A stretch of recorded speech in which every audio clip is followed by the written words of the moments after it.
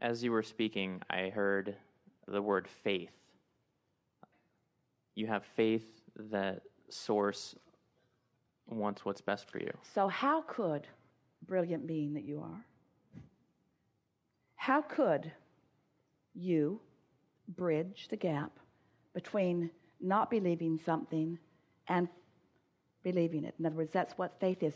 Faith is an understanding of the laws of the universe and a complete trust that it will always turn out the way law of attraction always turns. In other words, faith comes from understanding the laws.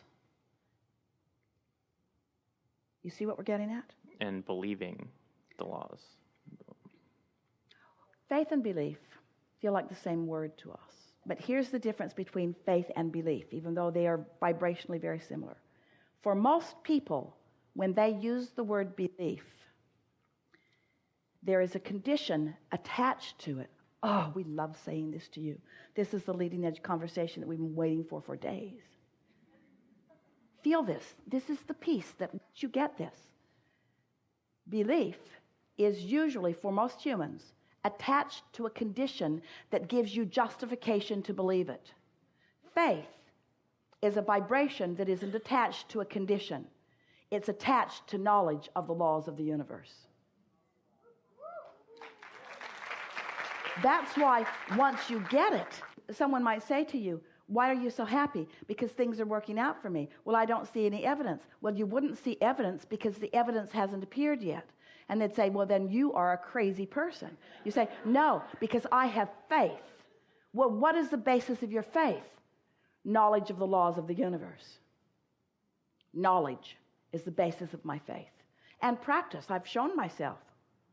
I get what I think about whether I want it or not. I have faith that this will go as swimmingly or as poorly as I believe it to be.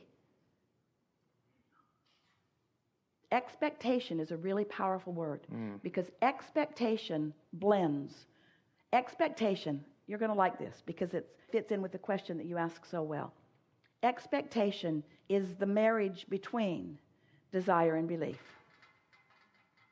If you can bring yourself to expect what you desire, now your beliefs are right there, you see. And that's where desire meets allowing. You don't have to say that's where. Here's a better question. Abraham, when does desire meet belief? In every waking moment. Ooh, isn't that worth knowing? Now think about what that means. That means Source never takes eyes off of you. Don't you like knowing that? So desire is always right there. Where's the belief? Wandering around in poor Meville. I'm going to have to wrap my head around that. Well, the thing that makes it a little tricky for some of you is that you've been believing what you've been seeing for so long that it's hard for you to know that it's not seeing it and then believing it, it's believing it and then seeing it. And once you make that jump, that if you can believe it, how can I believe that this will work? Because I deliberately applied it relative to that, and that worked. So I'm showing myself that conceptually these laws of the universe are always accurate. That's why it was so pleasing to us in the early days of explaining this to Jerry and Esther, when Esther began saying, I did that, something wonderful, and I did that too, something not so wonderful. Because when you take ownership of your own vibrational frequency, then you have an opportunity to bring yourself into alignment. But we want to bring it back full circle and help you to realize we love you so much. We just want to say to you in a blunt way that you will never forget hearing from us, what is the big hairy deal about doing something because it feels good to you when you do it? Ask yourselves, why are you so reluctant to please yourself? Ask that question. Why am I so reluctant? Why is it so difficult for me to think it or speak it or do it thinking that it will feel good to me? Why is it so hard for me to do that? Because I've given my power over to others who didn't want me to do something, because people will say to you, you were so selfish. You do only what pleases you. And what they're really saying is, you really should be doing what pleases me, you selfish one. That's what they're saying. Do you accept that you are an extension of Source? Do you accept that you've been around for a long, whatever time means in a timeless universe? Do you accept that there has been a lot in the becoming of that which you are? Do you? Do you believe that you were consciousness before you came into this physical body? Do you believe that you held intentions? Do you believe that you were wrapped around with that which is source energy? Do you believe that you are a viable part of source energy? And do you believe that as you came into this body, that relationship not only continues to exist, but is amplified and more expanded because there's more for you to focus upon now that you're here? Does that make sense to you? And is it logical to you that source would be right there with you wherever you're reaching and adoring you for the expansion that you are choosing? Eager about the more that you have carved out of all of this? It's just a little bit of self-love that you need. Really. You don't need to continue to have workshop after workshop after workshop, book after book, and process after process, because it's really simple to learn the art of allowing. If it doesn't feel good, you're not doing it. If it does, you are.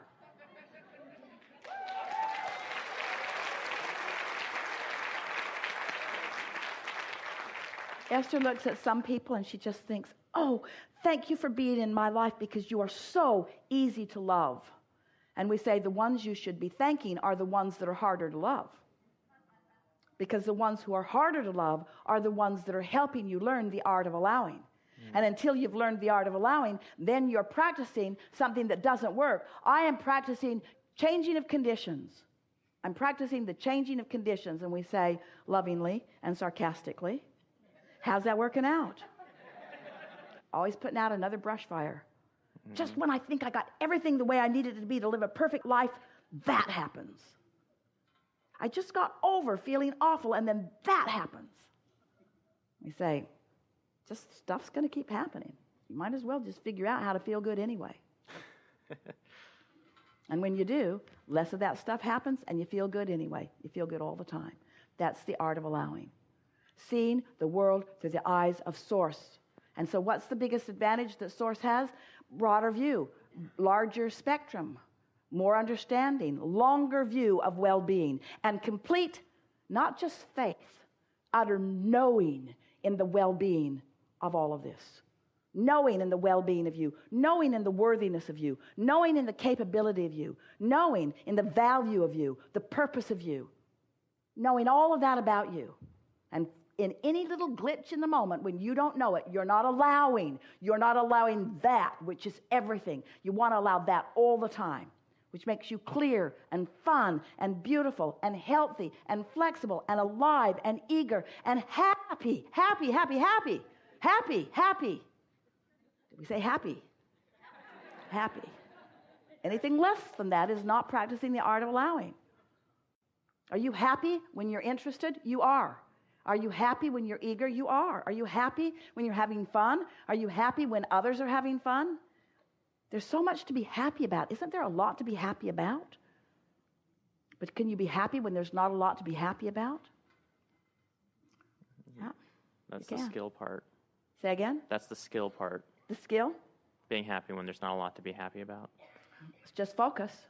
Because there is always way more to be happy about than otherwise. Oh, you as humans, we love you so much. You have such a distorted view. Do you know what happened in your body while you slept last night?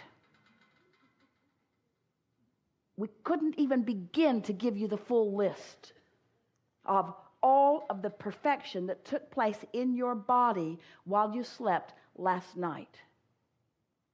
Something to be happy about. Your Earth spinning in perfect proximity to other planets. Something to be happy about. You take it for granted. Oh, yeah, well, that's, yeah, but my salad. Yeah.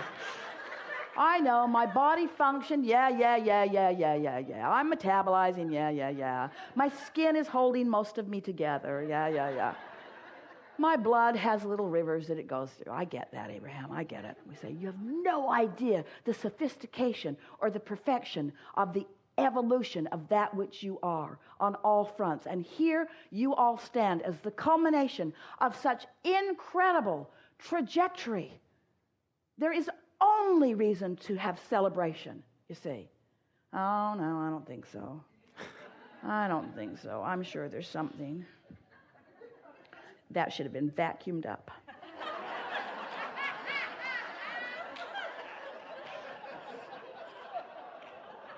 That too. Good grief.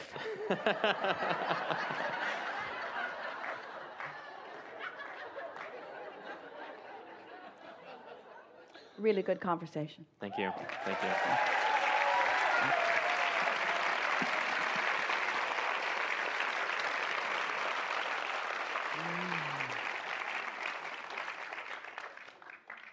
Jerry and Esther talked one day early in their relationship with us when they realized that we were aware of everything they were about.